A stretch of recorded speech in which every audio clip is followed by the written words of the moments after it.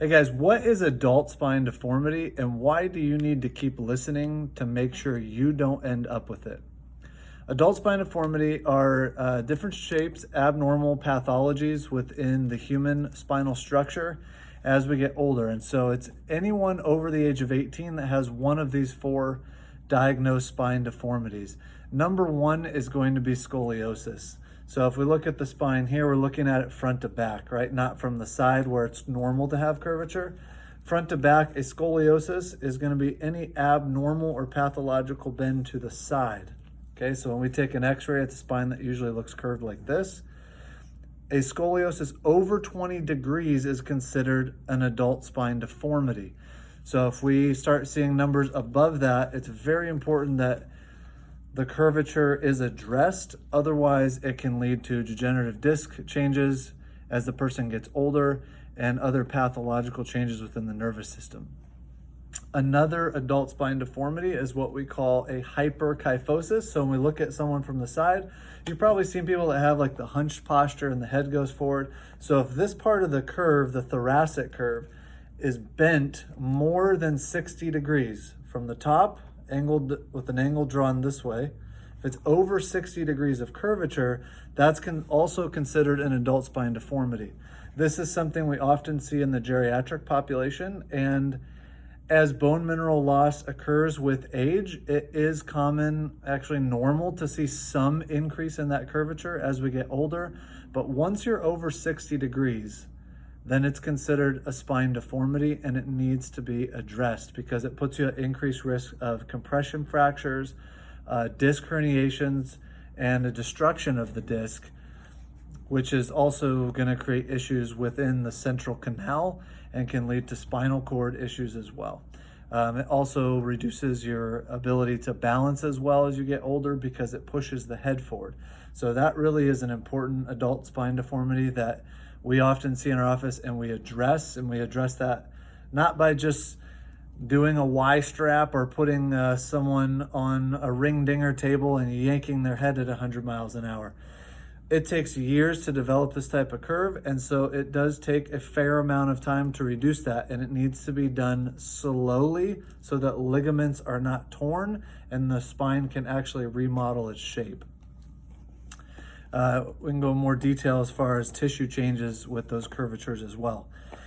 Next is going to be, if we look at someone from the side, this is C7, so that's the bottom bone in the cervical spine. This is S1 tubercle, so that is the sacrum, which is like the foundation for the rest of the spinal column. If looking on an x-ray and we see that C7 up here is shifted forward, okay, if we went here vertically, that's called a sagittal vertical axis. If C7 is more than 5 centimeters in front of this vertical axis, then that is considered an adult spine deformity. And that's often what we see in people who use walkers or as they age, not just with the curved upper back, but they actually have this like forward lean posture where it looks like their head is in front of the rest of their body. That's an issue for falls. It's also an issue for reducing normal curvature within the spine, and that can be a big problem as people age with their independence. And lastly, kind of a flyover view is we're going to talk about pelvic tilt. A lot of times you hear, oh, it's because I have tight hips, but I'm talking about structural abnormalities within the pelvis. Again, the sacrum is this triangle-shaped bone here. When you look at it from the side, it's a little bit hard to see with the pelvic bones here. But the base, this angle here, should sit at about a 40-degree angle. And if it is reduced under 30 degrees, which is going to flatten out the curvature of the lumbar spine, that too is considered an adult spine deformity. This puts you at higher risk to have an increased sagittal balance disruption, and it also is going to create issues on the disc, and it's going to create disc herniations.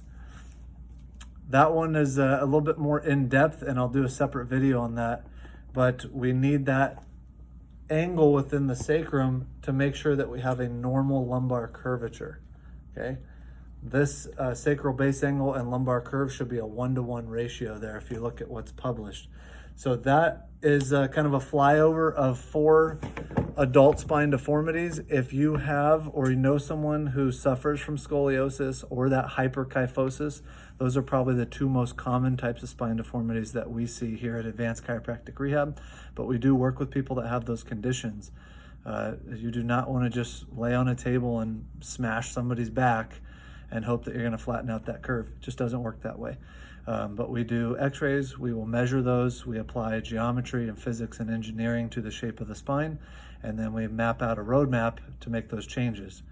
And so if you know someone that needs help with that, we'd be happy to help them. Thank you for considering us. And if you have the opportunity to subscribe to our page, we'd love that too. Just click the subscribe button below, and we'll hope to see you for the next video.